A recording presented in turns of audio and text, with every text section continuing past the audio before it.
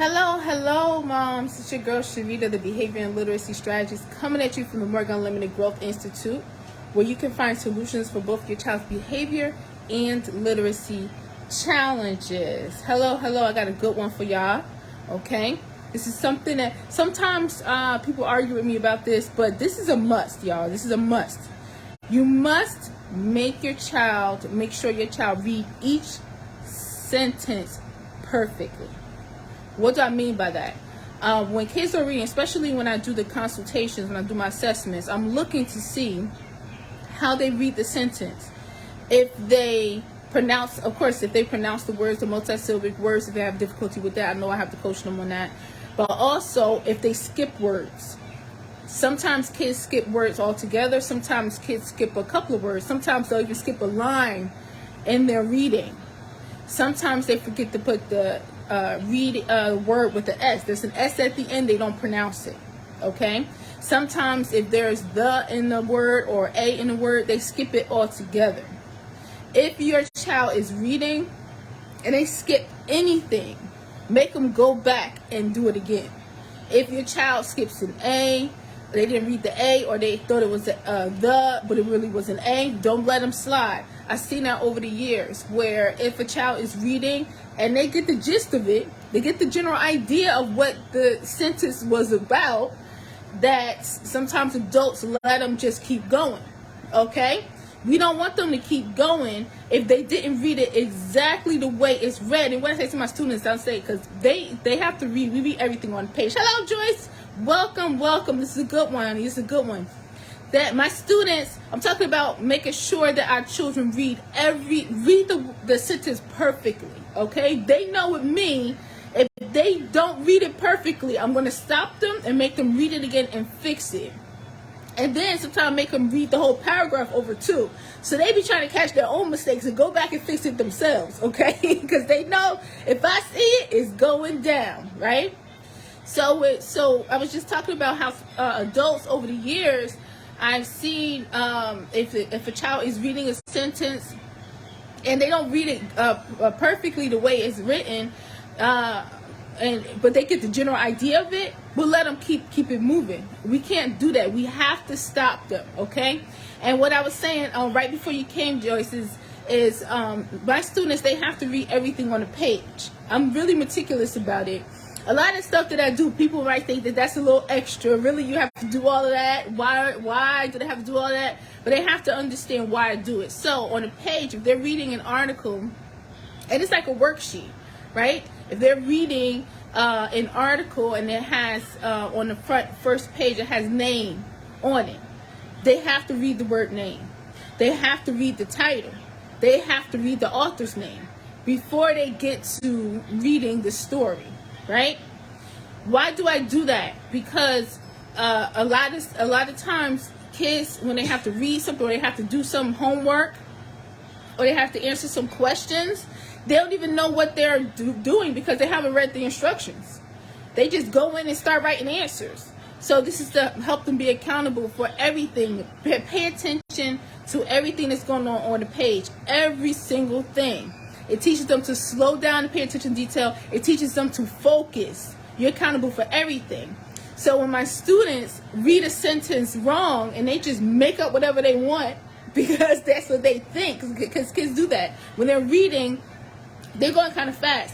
And they're reading what they think the sentence is going to say, not specifically what it says.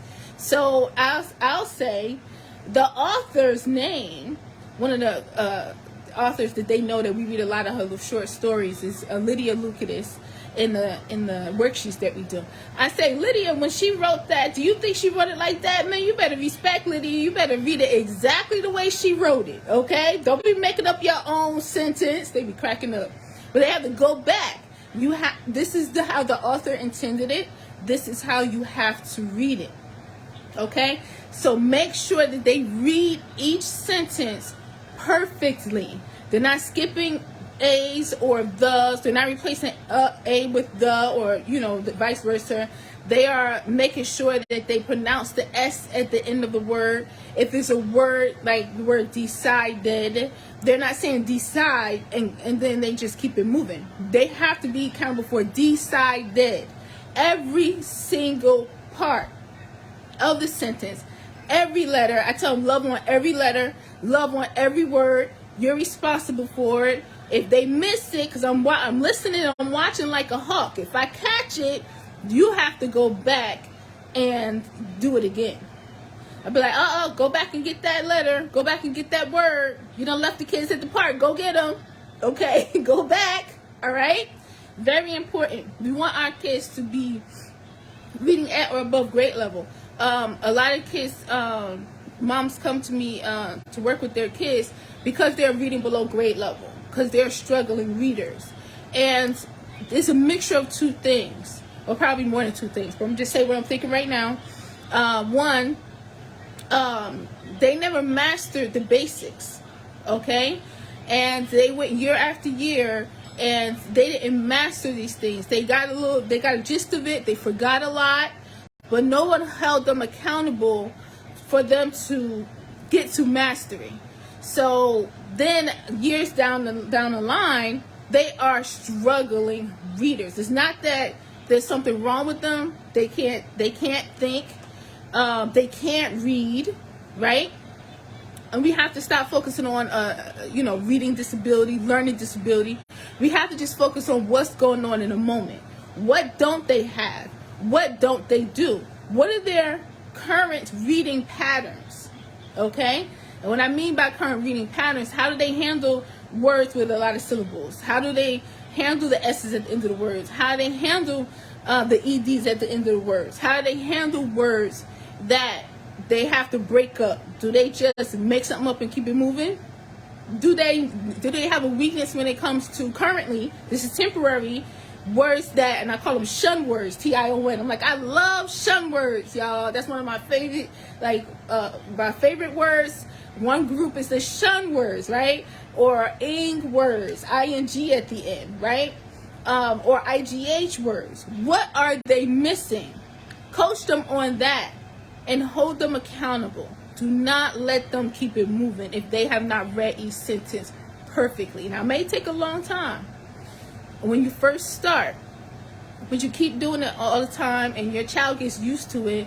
They'll start to, as my students do and my own children do, they'll start to catch their own mistakes, correct themselves, reread it themselves, and then keep it moving. And that's what you want, all right? So we are changing the game here. We are helping our children read at or and above grade level. We're helping them improve their reading from when they were left far behind, right? Because they didn't have the basics. Oh, and the other reason that they may be struggling readers, not just that they have a crumbling literacy foundation, they never built a solid literacy foundation, they forgot a lot of stuff, they never mastered stuff, but they kept going on. But the other thing is, the things that they do, the habits they do, when they come across words that they don't know. Some of it turns into behavior. Some of it is, I get really unfocused. And we think focus is just by itself, but sometimes kids become unfocused because this word, I'm not with it. I want to read this word. So I'm going to get really distracted. I don't want to read at all because I can't read. I'm going to get really distracted. I'm going to drop my pencil 100 times. I'm going to get up, or maybe I just don't feel like sitting down. So here we create solutions for both. What behaviors are getting in the way that's making it even more difficult for them to grasp this reading? What behaviors are getting in the way? What thoughts are getting in the way? I can't do it. It's too hard. We knock that out, right? And also, what are they missing? All right? So while we are building that up and keeping that in mind, moms, make sure that when your child reads, they are accountable for and loving on every single word, every single sound, every single letter. All right? Thank you, Joyce, for joining. As I said before, I'm in the middle of creating an online course that that I'm going to be teaching you moms exactly how I teach my students, so that they can read on grade level or above grade level when they've been struggling for years, or if they're in special education, what I'm doing to help them transition out of special education and not need an aid, okay, in the class. Somebody working, we teach our kids to function independently, right? For kids, writing, spelling, everything that I do in my classes, I then put into my online course and teach you live examples of what's going on with my students, or what happened, what I've experienced over the years, so that if your child, if you can relate, if your child is going through that, or you're going through that with your child, right, you now have a solution, okay, because you're not alone. You're not alone. But remember to customize it. I'll be talking about that too. All right, so if you want to get on the wait list for that, definitely send me a message. Also, I'm still accepting students right now, teaching students in my summer program right now. So if you're looking for a tutor to help your child grow behaviorally and academically and improve their focus all at the same time, then you can do one of two things. You can send me a message, or go to growthinstitute.mykajabi.com. That's GROWTH, because that's what we focus on here. Every day we focus on getting better than yesterday. That's what I tell my students. Institute.mykajabi.com. I love y'all. Thank you so much for watching. Hope you got something out of this. Let's do this, y'all. Let's kick this pandemic in the butt.